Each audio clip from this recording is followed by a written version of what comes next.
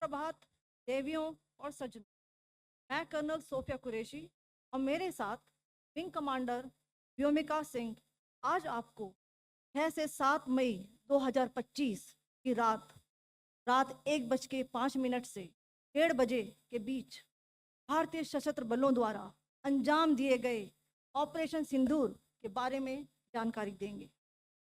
Operation सिंदूर 22 अप्रैल को पहलगाम में हुए विभत्स आतंकवादी हमले के शिकार मासूम नागरिक व उनके परिवारों को न्याय देने के लिए लॉन्च किया गया था। इस कार्रवाई में 9 टेररिस्ट कैंप्स को टारगेट किया गया और पूरी तरह से इसे बर्बाद किया गया। पाकिस्तान में पिछले 3 दशकों से टेरर इंफ्रास्ट्रक्चर का निर्माण हो रहा है। इसमें recruitment, indoctrination centres, training areas व लॉन्च पैड शामिल थे, जो पाकिस्तान और पाक अधिकृत जम्मू कश्मीर POJK दोनों में फैले हैं। Operation Sindoor was launched by Indian Armed Forces to deliver justice to the victims of Pahalgam terror attack and their families. 9 terrorist camps were targeted and successfully destroyed. Over the last 3 decades, Pakistan has systematically built terror infrastructure. It is a complex web of recruitment and indoctrination centers, training areas for initial and refresher courses, and launch pads for handlers. These camps are located both in Pakistan as well as Pakistan-occupied Jammu and Kashmir areas. Some of the well-known training camps are located, as you can see on the screen. They are distributed from Sawai Nala in the north, counting to approximately 21, ending at Bhagalpur to the south. इन लक्ष्यों का चयन विश्वसनीय intelligence सूचनाओं के आधार पर हुआ ताकि आतंक गतिविधियों की रीढ़ तोड़ी जा सके, और यह खास ध्यान दिया गया कि निर्दोष नागरिकों और सिविलियन इंस्टॉलेशन को नुकसान न पहुंचे। The selection of these targets for Operation Sindoor was based on credible intelligence inputs and role of these facilities in perpetrating the terror activities. The locations were so selected to avoid damage to civilian infrastructures and loss of any civilian lives. This was done with due diligence, and the camps selected for targeting and their engagement will now be shown to you one by one. POJK के targets मैं आपको बताना चाहूँगी। सबसे पहले सवाई नाला camp Muzaffarabad, जो कि POJK के लाइन ऑफ कंट्रोल से 30 किलोमीटर दूर है। यह एक लश्कर तोयबा का ट्रेनिंग सेंटर था। 20 अक्टूबर 2024 सोनमर्ग, 24 अक्टूबर 24 गुलमर्ग, 22 अप्रैल 2025 पहलगाम, इन हमलों के आतंकियों ने यहीं से प्रशिक्षण लिया था। सैयदना बिलाल कैंप जफराबाद, यह एक जैश ए मोहम्मद का स्टेजिंग एरिया है।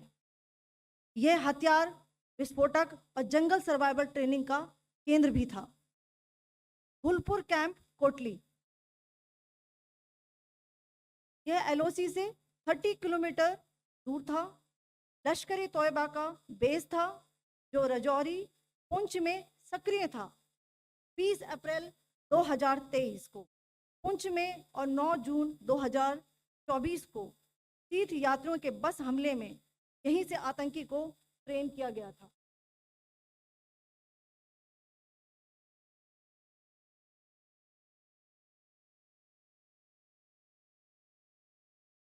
बरनाला कैंप भिंबर, ये LOC से 9 किलोमीटर दूर है।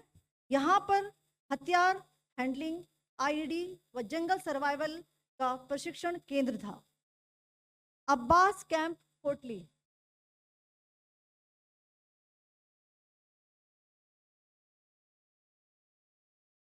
यह LOC से 13 किलोमीटर दूर है। लश्कर तोयबा का फिदाइन यहाँ तैयार होता था। इसकी कैपेसिटी 15 टेररिस्ट को ट्रेन करने की थी।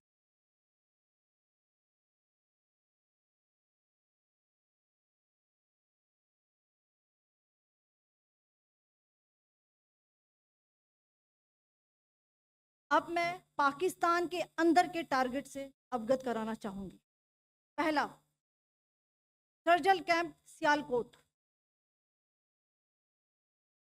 यह अंतर्राष्ट्रीय सीमा से 6 किलोमीटर की दूरी पर है, सांबा कटवा के सामने।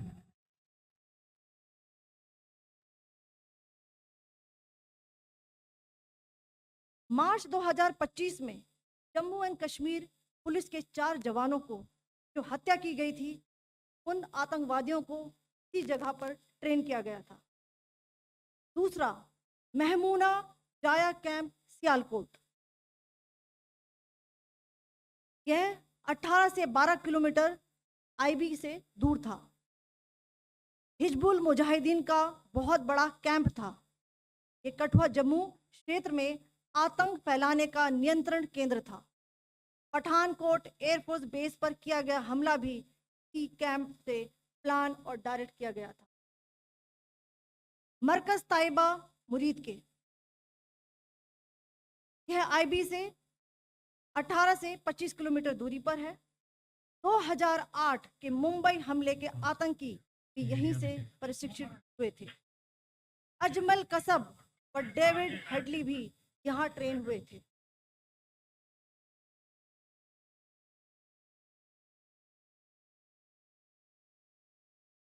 आगे दूसरा आया।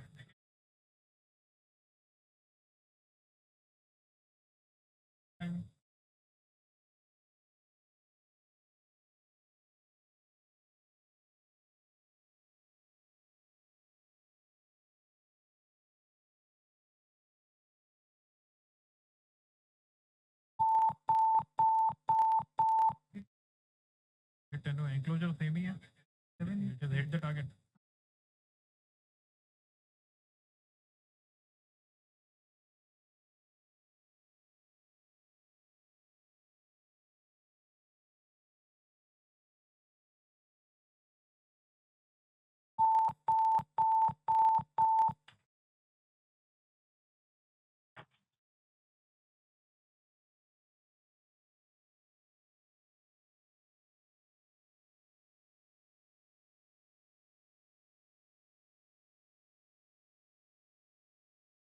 मरकज सुभान अल्लाह भावलपुर, ये इंटरनेशनल बाउंड्री से 100 किलोमीटर दूर है। जैश ए मोहम्मद का मुख्यालय था। यहाँ पर रिक्रूटमेंट, ट्रेनिंग व इंडोक्ट्रिनेशन का केंद्र भी था। शीर्ष आतंकी अक्सर यहाँ आते थे। मैं आप सबको बताना चाहती हूँ कि किसी भी सैन्य ठिकाने का निशाना नहीं बनाया गया और अभी तक किसी तरह की नागरिक क्षति की रिपोर्ट नहीं है।